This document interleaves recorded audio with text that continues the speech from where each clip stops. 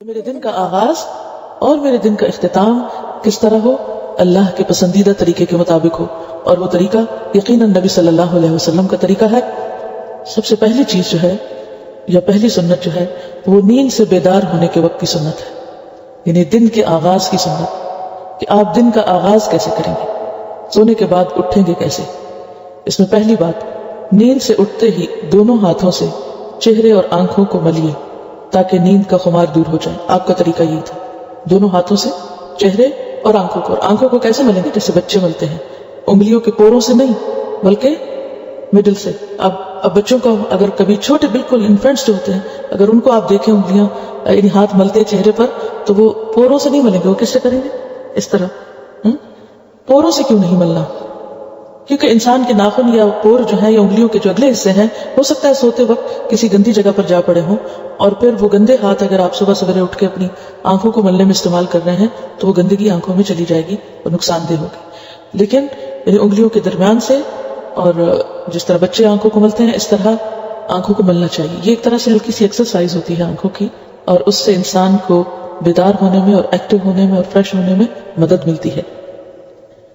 دوسری بات، بیدار ہونے یعنی جاگنے کے بعد اور بستر چھوڑنے سے پہلے، یعنی بستر سے اٹھنے سے پہلے، اب یہ یاد رکھنا ہے آپ کو، یہ دعا پڑھیے، الحمدللہ الذی احیانا بعدما اماتنا والیہ النشور۔ تمام تر تعریفیں اللہ تعالیٰ ہی کے لیے ہیں کہ جس نے ہمیں مارنے یعنی سونے کے بعد زندہ کیا، یعنی اٹھایا، اور اس کی طرف ہی ہمیں لوٹ کر جانا ہے۔ پھر آپ دیکھیے کہ پہلی ہی دعا میں کس چیز کی یاد دہانی ہے؟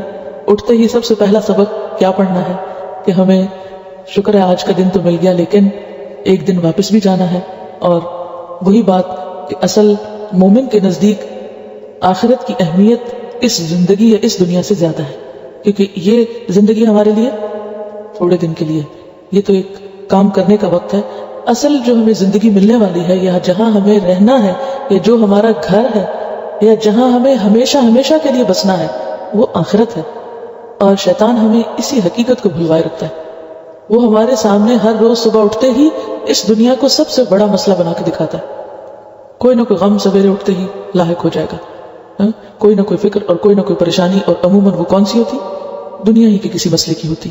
لیکن نبی صلی اللہ علیہ وسلم نے جو طریقہ سکھایا اس میں دنیا سے زیادہ آخرت کو اہمیت دی، اور جس شخص کی زندگی میں آخرت اہم ہو جائے اس کے نمبر ایک تو دنیا کے مسئلے کم ہو جاتے ہیں، اور نمبر دو یہ کہ وہ پھر حقیقی تقویٰ کے ساتھ زندگی بسر کرنے کی کوشش کرتا ہے۔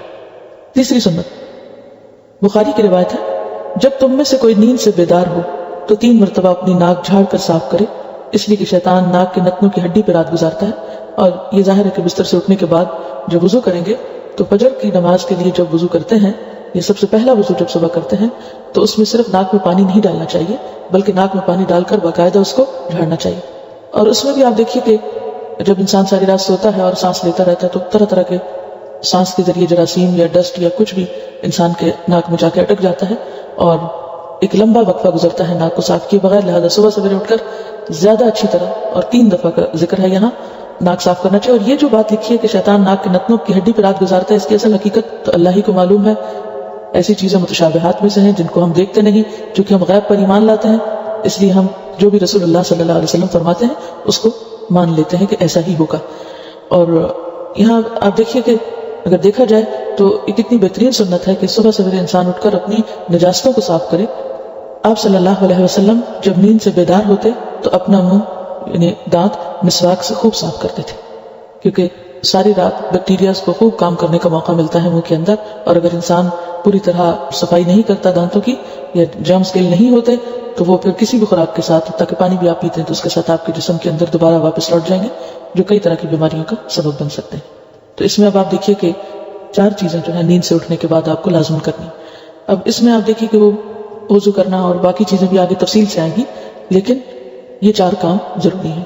نمبر 1 آنکھوں کی ایکسرسائز، یعنی آنکھیں مل کے اٹھنا۔ نمبر 2 دعا پڑھ کے اٹھنا۔ نمبر 3 خاص طور پر ناک کی صفائی اور منہ کی صفائی۔